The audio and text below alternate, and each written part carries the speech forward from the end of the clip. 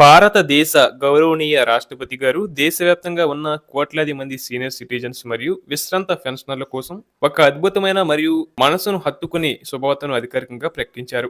ఈ ప్రకటన ముఖ్యంగా తమ జీవితాంతం దేశ సేవలో లేదా కుటుంబ పోషణలో కష్టపడి ఇప్పుడు విశ్రాంతి తీసుకుంటున్న వృద్ధులకు ఒక గొప్ప వరంగా మారనుంది. వృద్ధాప్యంలో ఎదురయ్యే ప్రధాన సమస్యలైన ఆర్థిక ఇబ్బందులు మరియు శాశ్వత విముక్తి కలిగించడమే లక్ష్యంగా రాష్ట్రపతి గారు ఈ కీలక నిర్ణయాలను వెల్లడించారు. భవిష్యత్తులో పెన్షనర్లు ఎవరిపైనా ఆధారపడకుండా తమ ఖర్చుల గురించి ఆందోళన చెందకుండా గౌరవప్రదంగా జీవించేలా ప్రభుత్వం ఈ చర్యలు చేపట్టింది.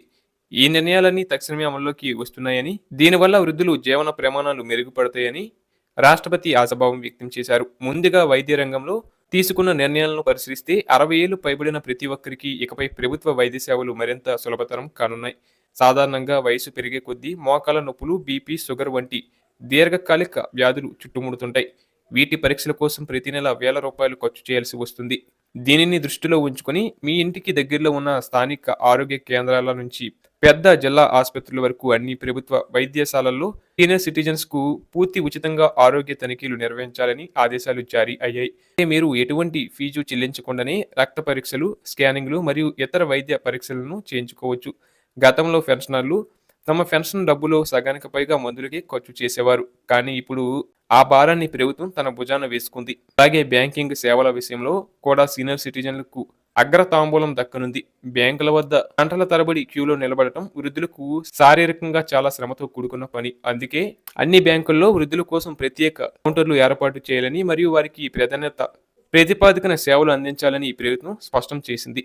అలాగే పెన్షన్ విత్డ్రా చేసుకోవడానికి పనుల కోసమైనా సరే సీనియర్ సిటిజన్లు వేచి చూడాల్సిన అవసరం లేకుండా త్వరగా పనులు పూర్తి చేసేలా ఏర్పాట్లు జరుగుతున్నాయి. దీంతో పాటు కొన్ని సందర్భాల్లో బ్యాంకు అధికారులు వృద్ధులు ఇంటి వద్దకే వచ్చి సేవలు అందించే డోర్ స్టెప్ బ్యాంకింగ్ విధానాన్ని కూడా మరింత బలోపేతం చేయనున్నారు. ప్రభుత్వం మరో వినూత్నమైన ఆలోచనతో సీనియర్ సిటిజన్స్ కోసం ప్రత్యేక గుర్తింపు కార్డులను జారీ చేస్తుంది. ఈ కార్డులు కేవలం ఒక ఐడెంటిటీ ప్రూఫ్ మాత్రమే కాకుండా ప్రభుత్వ మరియు ప్రైవేటు రంగాల్లో అనేక రాయితీలను పొందేందుకు ఒక తాళం చెవిలా పనిచేస్తాయి. ఉదాహరణకు బస్సు ప్రయాణాల్లో, రైల్వే రిజర్వేషన్లలో మరియు ప్రభుత్వ కార్యాలయాల్లో ఏదైనా పని ఉన్నప్పుడు ఈ కార్డు చూపించడం ద్వారా మీరు ప్రాధాన్యతను పొందవచ్చు. అలాగే వివిధ సంక్షేమ పథకాలను రద్దు చేసుకునేటప్పుడు ఈ కార్డు ద్వారా మీ వయస్సు ధృవీకరణ సులభతరం అవుతుంది.